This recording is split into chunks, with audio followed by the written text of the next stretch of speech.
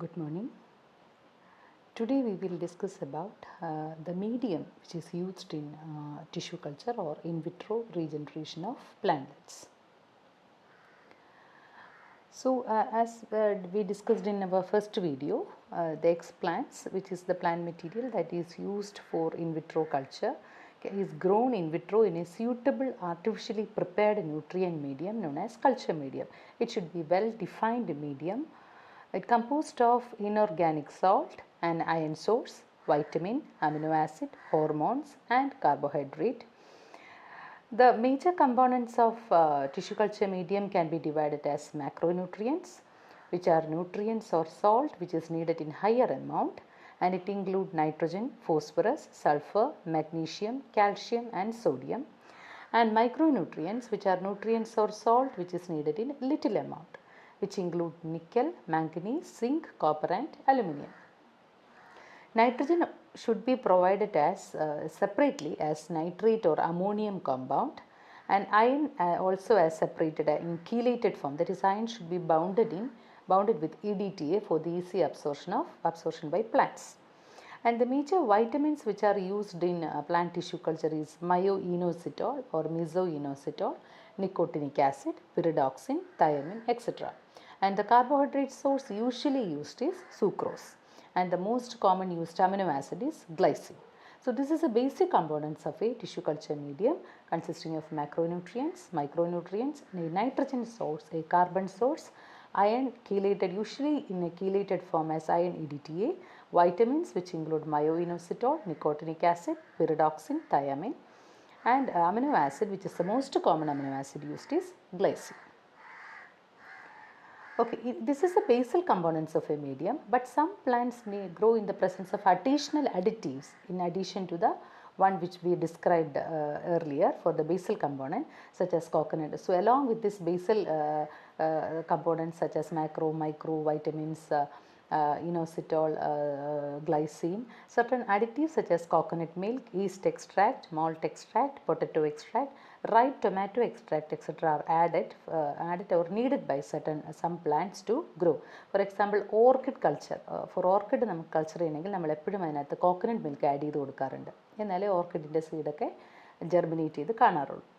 So on the basis of constituents, the tissue culture media is divided into two, a chemically defined medium and a chemically undefined medium. From the name itself, you can see that chemically defined medium where the composition and concentration of all constituents are known, for example MS basal medium, whereas chemically undefined medium means the exact composition and concentration of constituents are unknown due to the addition of natural product. For example, MS basal plus coconut milk. You cannot define that coconut milk you use this much concentration of coconut milk. This is an undefined medium. You should standardize before a final conclusion about how much ml of coconut milk is used or how much microliter of coconut milk is used. So this is a chemically undefined medium. And as we already mentioned in our first slide, the medium are of two types based on the addition of agar, that is solid medium and liquid medium. Solid medium when 6 to 8% agar-agar is dissolved, and for liquid medium without agar-agar. For liquid medium is usually used for cell suspension culture, which we will discuss later. Okay. So coming to the next slide, we will discuss one by one about the macronutrients which are needed in large quantities for plant growth and development. As we already mentioned, nitrogen, phosphorus, potassium, magnesium, calcium and sulfur usually regarded as macronutrient. These elements usually comprise at least 0.1% of dry weight of plant. Plants in 0.1% dry weight ഏതായിരിക്കണം, മാക്രോന്യൂട്രിയൻസ് ആയിരിക്കണം. ഇപ്പോഴത്തെ ഒരു സ്ലൈഡിൽ ഒരു ടേബിളിൽ ഇതിൻ്റെ എല്ലാം function ഞാൻ just ഒന്ന് ഇട്ടിട്ടുണ്ട്. നിങ്ങൾ ജസ്റ്റ് ഒന്ന് ഗോ ത്രൂ ചെയ്താൽ മതി. കാരണം നൈട്രജൻ്റെ ഒക്കെ എല്ലാവർക്കും അറിയാവുന്നതാണ്. Components of nucleic acid, DNA, RNA, certain coenzymes ആണ്. ഏറ്റവും അത്യാവശ്യമുള്ള ഒരു കോമ്പൗണ്ടാണ് നൈട്രജൻ. NPK എന്ന് നമ്മൾ പറയാറില്ലേ. And potassium also it is A osmotic regulator. നമുക്കറിയാമല്ലോ അല്ലേ, സോഡിയം പൊട്ടാസ്യം പമ്പ് എന്നൊക്കെ പറയുന്ന പോലെ. ആൻഡ് കാൽഷ്യം ഓൾസോ, കാൽഷ്യം എന്ന് പറയുമ്പോൾ ഒരു ഇൻട്രാ സെല്ലുലാർ സിഗ്നലിംഗ് അയോൺ ആണ്. സെൽ വാൾ സിന്തസിസിനുണ്ട്, സെൽ സിഗ്നലിങ്ങിനുണ്ട്. Magnesium again is very important. It is a component of chlorophyll, not only for cofactor of several enzyme. Phosphorus know that DNA യുടെ component ആണ്, RNA യുടെ component ആണ്. Energy transfer ഉണ്ട്. പിന്നെ respiration ഫോട്ടോസിന്തസിസിനൊക്കെ വളരെ ഇമ്പോർട്ടൻ്റ് ആണ്. Sulphur component of some amino acid, methionine, cystine എന്നൊക്കെ പറയുന്ന അമിനോ ആസിഡ് സൾഫർ ഒഴിച്ചുകൂടാൻ പറ്റാത്ത ഒരു അമിനോ ആസിഡ് ഒരു എലമെൻ്റ് ആണ്. And also it act as some cofactor for some enzyme. Chlorine required for photosynthesis.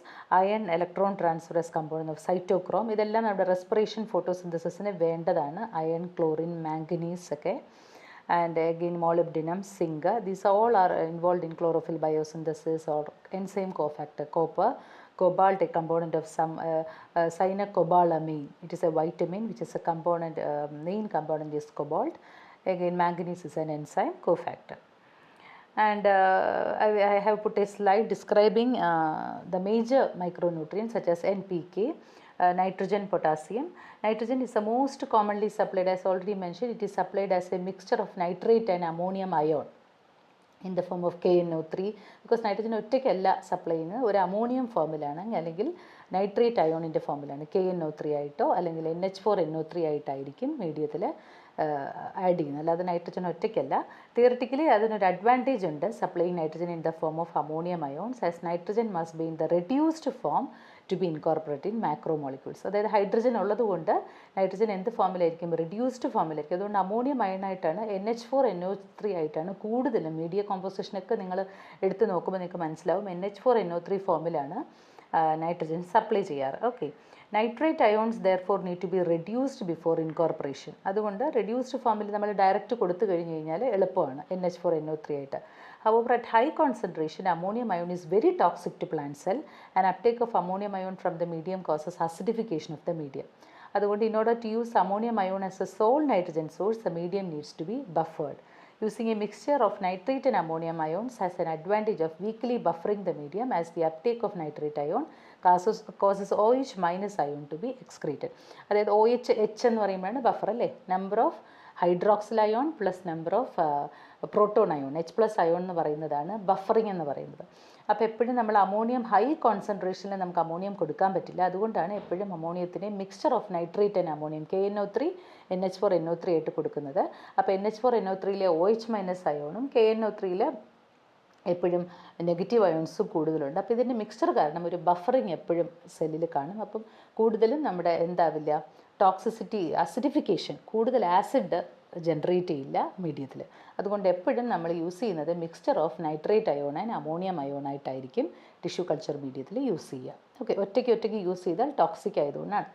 Phosphorus സാധാരണ സപ്ലൈ ചെയ്യുന്നത് phosphate ion of ammonium, sodium or potassium. Because high concentration of phosphate alone ആണെങ്കിൽ can lead to precipitation of medium elements. ബാക്കി മീഡിയത്തിലൊക്കെ precipitate നിങ്ങൾക്ക് കാണാൻ പറ്റും. ചില മീഡിയമൊക്കെ എടുത്ത് പൊക്കി നോക്കുമ്പോൾ അടിയിൽ ഇങ്ങനെ പൊടിയായിട്ട് പ്രസിപ്പിറ്റേറ്റ് ചെയ്ത് കിടക്കുന്ന കാണാം. ഉപ്പൊക്കെ നിങ്ങൾ കുറച്ച് നേരം ഡിസോൾവ് ചെയ്ത് വെച്ചിട്ട് ഉപ്പിൻ്റെ കോൺസെൻട്രേഷൻ വളരെ കൂടിക്കഴിഞ്ഞാൽ വെള്ളം എടുത്ത് നോക്കിക്കഴിഞ്ഞാൽ ഉപ്പ് പ്രസിപ്പിറ്റേറ്റ് ചെയ്ത് കിടക്കുന്നതായിട്ട് കാണാം. അപ്പോൾ പ്രസിപ്പിറ്റേഷൻ ഒരിക്കലും മീഡിയത്തിന് നല്ലതല്ല. പ്ലാന്റ്സിൽ കൊടുക്കുമ്പോൾ നല്ല ക്ലിയർ മീഡിയം ആയിരിക്കണം. അപ്പോൾ ഫോസ്ഫേറ്റ് മാത്രമായിട്ട് കൊടുത്തു കഴിഞ്ഞാൽ പ്രസിപ്പിറ്റേഷൻ ഉണ്ടാവും. അതുകൊണ്ട് ഫോസ്ഫേറ്റ് നമ്മൾ മിക്സ് ആയിട്ടാണ് കൊടുക്കുന്നത്. Potassium, most medium containing potassium in the form of nitrate or chloride, KCl ആയിട്ടോ KNO3 ആയിട്ടോ ആയിരിക്കും. 20 to 30 മില്ലിമോളാർ കോൺസെൻട്രേഷനിലായിരിക്കും. ഓക്കെ, ആലോചിക്കേണ്ടത് optimum concentration of phosphorus, magnesium, sulphur and calcium range from 1 to 3 millimolar when all the requirement for cell growth are satisfied. ഇത് ഒരിക്കലും 1 to 3 മില്ലിമോളാറിൻ്റെ ഉള്ളിൽ നിൽക്കണം. ഏതാ നമ്മൾ പറഞ്ഞ magnesium, sulphur, calcium and phosphorus. Because higher concentration may required, deficiency ഉണ്ടെങ്കിൽ മാത്രമേ higher concentration add ചെയ്യാവൂ. എപ്പോഴും ഈ 1 to 3 മില്ലിമോളാർ കോൺസെൻട്രേഷനിലാണ് നമ്മളിത് ആഡ് ചെയ്യുക. Then micronutrient, coming to micronutrient, ഏത് അയൺ ഉണ്ട്, manganese, zinc, boron, copper, molybdenum. അത് കീലേറ്റഡ് ഫോമിലായിരിക്കും iron and zinc normally use ചെയ്യുക. Because iron is most critical of micronutrient. Iron is very difficult to dissolve. ഒറ്റയ്ക്ക് വളരെ ഡിഫിക്കൽട്ടാണ്. അതുകൊണ്ട് അത് പെട്ടെന്ന് പ്രസിപ്പിറ്റേറ്റ് ചെയ്യും after media is prepared. So അതുകൊണ്ട് അയൺ എപ്പോഴും EDTA ഫോമിലായിരിക്കും, കീലേറ്റ് ചെയ്തിട്ടായിരിക്കും കൊടുക്കുക. അപ്പോൾ പ്രസിപ്പിറ്റേറ്റ് ചെയ്യില്ല. മുറാഷിഗി ആൻഡ് സ്കൂജി മീഡിയത്തിൽ നിങ്ങൾക്ക് കാണാം EDTA അയൺ ആയിട്ടാണ് നമ്മൾ എന്ത് ചെയ്യുന്നത്, സെപ്പറേറ്റ് പ്രിപ്പയർ ചെയ്യും. ബാക്കി കോൺസെൻട്രേഷൻ എല്ലാം കൂടെ മിക്സ് ചെയ്യാതെ അയൺ EDTA സെപ്പറേറ്റ് നമ്മൾ പ്രിപ്പയർ ചെയ്തിട്ടാണ് ആഡ് ചെയ്യുന്നത്. Cobalt and iodine may also be add to certain mediums, പക്ഷേ യൂഷ്വലി നമ്മളങ്ങനെ കാണാറില്ല. പിന്നെ sodium and chlorine are also used in some media, but they are not essential for cell growth. Copper and cobalt are normally added to culture medium at concentration 0.1 മൈക്രോമൊളാറേ ഉള്ളൂ കേട്ടോ. മില്ലിമൊളാറാണ് നമ്മൾ macro പറഞ്ഞുകൊണ്ടിരുന്നത്. Micro ആകുമ്പോൾ മൈക്രോമൊളാറിലേ ഉള്ളൂ. Iron and molybdenum at 1 micromolar, iodine at 5 micromolar, zinc at 5 to 30 micromolar, manganese at 20 to 90 micromolar and boron at 25 to 100 micromole. ഇത്രയാണ് micro and macro nutrients. ഇനി hormones, coming to plant growth regulators. നമ്മൾ കുറച്ച് first സ്ലൈഡിൽ പറഞ്ഞു അല്ലേ, auxin and cytokinin. Auxin stimulate root formation and cytokinin stimulate shoot formation. Higher auxin ആണെങ്കിൽ low cytokinin ആണെങ്കിൽ root develop ചെയ്യും. High cytokinin and low auxin ആണെങ്കിൽ ഷൂട്ട് ഡെവലപ്പ് ചെയ്യും. These are the most common auxins and cytokinins used. Auxin indole 3 acetic acid IAA, indole naphthalene acetic acid, 1 naphthalene acetic acid NaA, 2,4-dichlorophenoxy acetic acid 2,4-D, indole 3-butyric acid IBA. And the most common cytokinin used is 6-BAP. Benzyl അമിനോപ്യൂറിനാണ് ഏറ്റവും common ആയിട്ടുള്ള cytokinin.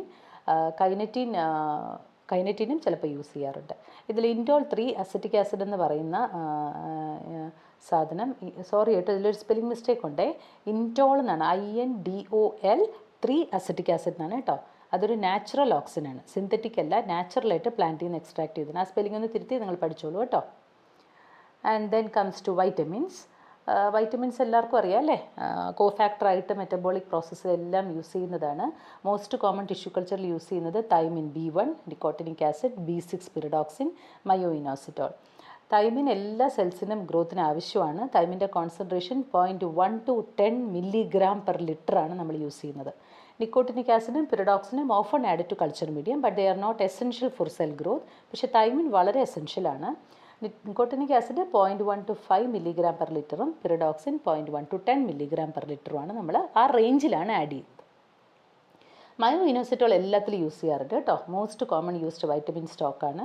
ഓൾത്തോ it is carbohydrate not a vitamin, it has been shown to stimulate growth in certain cell culture. It presence in culture medium is not essential, but in small quantities myoinositol stimulate cell growth. അതിൻ്റെ range എന്ന് പറയുന്നത് 50 to 5,000 mg/L. ഇത് കൂടാതെ biotin ഉണ്ട്, folic acid, ascorbic acid, pantothenic acid, vitamin E tocopherol, riboflavin and p-aminobenzoic acid have been included in some culture media, and the requirement of this vitamin is very negligible and they are not considered as growth limiting. അതില്ലെങ്കിൽ growth ലിമിറ്റൊന്നും ആവില്ല, പക്ഷേ വേണമെങ്കിൽ നമുക്ക് അഡിറ്റീവായിട്ട് add ചെയ്യാം. ഇനി സോൾഡിഫയിങ് agents നമ്മൾ പറഞ്ഞു, അഗറാണ്. They do not react with media constitutions and are not digested by plant enzyme. The ഫേംനെസ്സിന് മാത്രമാണ് അഗർ ജെല്ല് കൊടുക്കുന്നത്. ജെല്ലിങ് ഏജൻറ്റ് ഫോർ കമേഴ്ഷ്യൽ പർപ്പസിന് യൂസ് ചെയ്യുന്നത് ജെൽ റൈറ്റ് എന്ന് പറയുന്ന ഒന്നുകിൽ അഗർ യൂസ് ചെയ്യും അല്ലെങ്കിൽ ജെൽ റൈറ്റ് ആണ് കേട്ടോ. 1.25 to 2.5 g/L ആണ് ജെൽ റൈറ്റ് യൂസ് ചെയ്യുന്നത്. അഗർ നമ്മൾ നേരത്തെ പറഞ്ഞു 6 to 8% ആണ്. ഓക്കെ, അതുകൂടാതെ നമുക്ക് ഓൾട്ടർനേറ്റീവ് മെത്തേഡ്സ് യൂസ് ചെയ്യാം. സെല്ലോഫെയിൻ ഉണ്ട്, ഫിൽറ്റർ, അതൊന്നും പക്ഷേ നമ്മൾ കോമൺ ആയിട്ട് യൂസ് ചെയ്യാറില്ല. കോമൺ ആയിട്ട് നമ്മൾ യൂസ് ചെയ്യുന്നത് അഗറാണ്. ഓക്കെ, ഇത്രയാണ് ഒരു ടിഷ്യൂ കൾച്ചർ മീഡിയത്തിൻ്റെ കമ്പോണൻസ് പറയുന്നത്. ഇനി there are different types of tissue culture medium. White medium root കൾച്ചറിന് സാധാരണ യൂസ് ചെയ്യുന്നതാണ്. പിന്നെ induce organogenesis and regeneration of plants most common ആയിട്ട് യൂസ് ചെയ്യുന്നത് മൊറാഷിഗ ആൻഡ് സ്കൂജ് മീഡിയം അല്ലെങ്കിൽ LS, Linsmaier and Skoog medium. Then callus കൾച്ചറിന് normally use ചെയ്യുന്നത് B5 മീഡിയമാണ്. സിറിയൽ ആന്തർ കൾച്ചർ, അതായത് റൈസ്, വീറ്റ് എന്നൊക്കെ പറയുന്ന സിറിയലിന് ആന്തർ കൾച്ചറിന് യൂസ് ചെയ്യുന്നതാണ് N6 മീഡിയം. ഇതിൽ നമുക്ക് ഏറ്റവും ഇമ്പോർട്ടൻ്റ് ആണ് MS മീഡിയം. ഇതിൻ്റെ കോമ്പോസിഷൻ നിങ്ങൾക്ക് പഠിക്കാനുണ്ട്. MS Murashige and Skoog medium or MSO. MS0 എന്ന് പറഞ്ഞാൽ MS basal medium without any additive, hormones ഒന്നും ആഡ് ചെയ്യാതെ വെറും ബേസൽ മീഡിയത്തിനാണ് MS0 എന്ന് പറയുന്നത് കേട്ടോ. It is commonly used in laboratories for tissue culture. അത് കണ്ടുപിടിച്ചത് Toshio Murashige and Folke Skoog in 1962.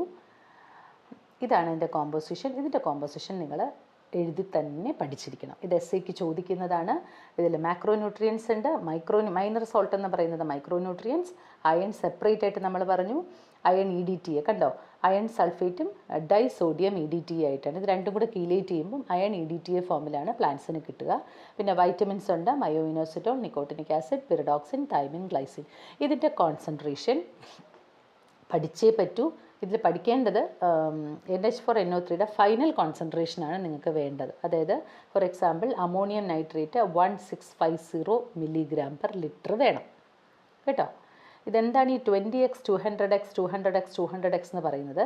എപ്പോഴും നമ്മൾ മീഡിയം ഉണ്ടാക്കുമ്പോൾ സ്റ്റോക്ക് സൊല്യൂഷൻ ഉണ്ടാക്കി വയ്ക്കും. അതായത് മാക്രോ ന്യൂട്രിയൻസിന് ഒരു സ്റ്റോക്ക്, മൈക്രോ ന്യൂട്രിയൻസിന് ഒരു സ്റ്റോക്ക്, അയൺ EDTA ഒരു സ്റ്റോക്ക്, വൈറ്റമിൻസിന് ഒരു സ്റ്റോക്ക്. അതിൽ മാക്രോ ന്യൂട്രിയൻസിന് നോർമലി നമ്മൾ 20x കോൺസെൻട്രേഷൻ, അതായത് 20 മടങ്ങ് കോൺസെൻട്രേഷനിൽ, അതാണ് ഇവിടെ താഴെ എഴുതിയിരിക്കുന്നത് കേട്ടോ. 1650 × 20 ആണ് 33,000. സ്റ്റോക്ക് സൊല്യൂഷനിൽ വേണ്ട കോൺസെൻട്രേഷനാണ് ഇത്. അപ്പോൾ അത് പഠിച്ചില്ലെങ്കിലും കുഴപ്പമില്ല. നിങ്ങൾ ഈ ഫൈനൽ കോളം ഇല്ലേ, 1650, 1900, 440, 370, 170 എന്നുള്ള കോളം പഠിച്ചിരിക്കുക. അതിൻ്റെ 20 × 20 ആണ് ഈ കൊടുത്തിരിക്കുക. അപ്പോൾ നമ്മൾ ആദ്യം സ്റ്റോക്ക് ഉണ്ടാക്കുമ്പോൾ നമ്മൾ വേ ചെയ്യുന്നത് അമോണിയം നൈട്രേറ്റിന് നമ്മൾ വേ ചെയ്യുന്നത് 33,000 mg/L ആയിരിക്കും. KNO3ക്ക് 38,000 ആയിരിക്കും. എന്നിട്ട് അതെല്ലാം കൂടെ മിക്സ് ചെയ്തൊരു സ്റ്റോക്ക് ഉണ്ടാക്കി വെക്കും. അപ്പോൾ അത് 20x കോൺസെൻട്രേഷനാണ്. എപ്പോഴും ആലോചിക്കുക, എത്ര മടങ്ങ് കോൺസെൻട്രേഷൻ ഉണ്ടാക്കി വെച്ചാലും വർക്ക് ചെയ്യാൻ സമയത്ത് നമ്മൾ ഡൈല്യൂട്ട് ചെയ്യേണ്ടത് 1x ആയിട്ടാണ്. അതായത് അതിൻ്റെ 1/20 നമ്മൾ ഏതിലെടുക്കാവുള്ളൂ, നമ്മൾ വർക്ക് ചെയ്യുന്ന മീഡിയത്തിലേക്ക് എടുക്കാവൂ കേട്ടോ. ഇതിൽ പറയുന്നുണ്ട്, it is always convenient to prepare the concentrated stock solution. All stock solutions should be prepared well, covered and stored in the refrigerator and check visually for precipitation and contamination. എന്തെങ്കിലും precipitation, നമ്മൾ നേരത്തെ പറഞ്ഞു iron phosphorus ഒന്നും separate add ചെയ്യാത്തത് precipitation വരും. എന്തെങ്കിലും precipitation ഉണ്ടെങ്കിൽ discard the stock. പിന്നെ ഒന്നേന്ന് ഉണ്ടാക്കണം. അത്ര ഇമ്പോർട്ടൻ്റ് ആണ് ടിഷ്യൂ കൾച്ചർ മീഡിയം. പിന്നെ കണ്ടാമിനേഷൻ വരാനേ പാടില്ല. അപ്പോൾ നമ്മൾ നേരത്തെ പറഞ്ഞു, ഇപ്പോൾ ഒരു 1 ലിറ്റർ MS ബേസൽ മീഡിയമാണ് നിങ്ങൾ യൂസ് ചെയ്യുന്നതെങ്കിൽ ഇതൊരു ചാർട്ടാണ് കേട്ടോ. 1 ലിറ്ററിന് വേണ്ടത് 30 ഗ്രാം സൂക്രോസാണ്. 30 ഗ്രാം സൂക്രോസിന് അധികം കുറച്ച് വെള്ളത്തിൽ, അത് 200 ml എന്ന് പറഞ്ഞിട്ടേ ഉള്ളൂ. 1 ലിറ്റർ എന്ന് പറയുമ്പോൾ 1000 ml അല്ലേ, അതിൽ ഒരു 200, ഒരു പകുതി, ഒരു കാൽ ഭാഗം 200 ml ഡിസ്റ്റിൽ വാട്ടറിൽ ഈ 30 ഗ്രാം സൂക്രോസ് ഡിസോൾവ് ചെയ്യുക. എന്നിട്ട് ബാക്കി നമ്മൾ 20x 2x 200xലൊക്കെ സ്റ്റോക്ക് സൊല്യൂഷൻ ഉണ്ടാക്കി വെച്ചിട്ടില്ലേ, അത് മാക്രോ ന്യൂട്രിയൻസിൽ നിന്ന് 50 ml ആഡ് ചെയ്യുക, മൈക്രോ ന്യൂട്രിയൻസിൽ നിന്ന് 1 ml. ഇതെല്ലാം ആഡ് ചെയ്ത് കഴിഞ്ഞാൽ ഫൈനൽ കോൺസെൻട്രേഷൻ 1xലായിരിക്കും. ഇതിലെന്തെങ്കിലും ഡൗട്ട് ഉണ്ടെങ്കിൽ നമുക്ക് ഒരു ക്ലാസ്, നിങ്ങൾ ചോദിക്കുക, ഒരു ക്ലാസ്സായിട്ട് നമുക്ക് ഡിസ്കസ് ചെയ്യാം കേട്ടോ. അതായത് നമ്മൾ ഉണ്ടാക്കി വെക്കുന്ന 20 മടങ്ങ് അല്ലെങ്കിൽ 200 മടങ്ങ് കോൺസെൻട്രേഷനാണ്. അതിൽ നിന്ന് നമുക്ക് 1 മടങ്ങ് മതി, 1x മതി നമുക്ക് വർക്കിംഗ് കോൺസെൻട്രേഷൻ. അപ്പോൾ നമ്മൾ കുറച്ച് ആഡ് ചെയ്താൽ മതി. ഉണ്ടാക്കി വെച്ചിരിക്കുന്നതിൽ നിന്ന് 50 ml എടുത്ത് ആഡ് ചെയ്താൽ 1x ആയിരിക്കും വർക്കിംഗ് കോൺസെൻട്രേഷൻ. അതുപോലെ മൈക്രോ ന്യൂട്രിയൻസ് ആഡ് ചെയ്യുക, അയൺ EDTA ആഡ് ചെയ്യുക, പൊട്ടാസ്യം അയഡൈഡ് സെപ്പറേറ്റ് ഉണ്ടാക്കി വെച്ചിട്ടുണ്ടെങ്കിൽ അത് ആഡ് ചെയ്യുക, പിന്നെ വൈറ്റമിൻസ് ആഡ് ചെയ്യുക, ഗ്ലൈസിൻ ആഡ് ചെയ്യുക. ഗ്ലൈസിനൊന്നും സ്റ്റോക്ക് സൊല്യൂഷൻ ആഡ് ചെയ്തില്ലെങ്കിലും വേ ചെയ്തിട്ടാലും മതി, മയോഇനോസിറ്റോളും ആഡ് ചെയ്യും. എന്നിട്ട് എന്ത് ചെയ്യുക, ഹോർമോണൊക്കെ ഉണ്ടെങ്കിൽ സെപ്പറേറ്റ് നമ്മൾ എന്ത് ചെയ്യുക, ആഡ് ചെയ്യുക. ഹോർമോൺസ് ഒന്നും ഒരിക്കലും സ്റ്റോക്ക് സൊല്യൂഷൻ ഉണ്ടാക്കി വെക്കാറില്ല. ഹോർമോൺസ് ലാസ്റ്റ് ആഡ് ചെയ്യും. MS ബേസൽ മീഡിയം ഉണ്ടാക്കിയതിന് ശേഷം ഹോർമോൺ ആഡ് ചെയ്തിട്ട് 1 ലിറ്ററേറ്റ് മേക്കപ്പ് ചെയ്യും, നല്ലപോലെ ഷേക്ക് ചെയ്യും. എന്നിട്ട് മോസ്റ്റ് ഇമ്പോർട്ടൻറ്റ് pH അത് നോക്കുക. എപ്പോഴും MS ബേസൽ മീഡിയത്തിൻ്റെ pH എന്ന് പറയുന്നത് 5.6 to 5.8 ആണ്. അത് നിങ്ങൾ ഉണ്ടാക്കിയത് 4 ഒക്കെ ആണെങ്കിൽ അതിനെ 0.1 നോർമൽ NaOH വെച്ച് pH കൂട്ടുക. ഇനി ഉണ്ടാക്കി വെക്കുമ്പോൾ ചിലപ്പോൾ ചില ഹോർമോണൊക്കെ ആഡ് ചെയ്ത് കഴിയുമ്പോഴത്തേക്ക് എന്തായിപ്പോവും, 6 ഒക്കെ ആയിപ്പോവും pH. അങ്ങനെയാണെങ്കിൽ 0.1 നോർമൽ HCl വെച്ചിട്ട് pH കുറയ്ക്കുക. എന്തായാലും 5.6 to 5.8, ഒരു 5.7 8 ഒക്കെ വരുന്നതാണ് ഒപ്റ്റിമം ആയിട്ടുള്ള pH. അതിനുശേഷം pH ആഡ് ചെയ്ത് 1 ലിറ്റർ മേക്കപ്പ് ചെയ്തതിന് ശേഷം മാത്രം അഗർ വേ ചെയ്തിടുക. 5 to 8% ഓഫ് അഗർ ആഡ് ചെയ്യുക.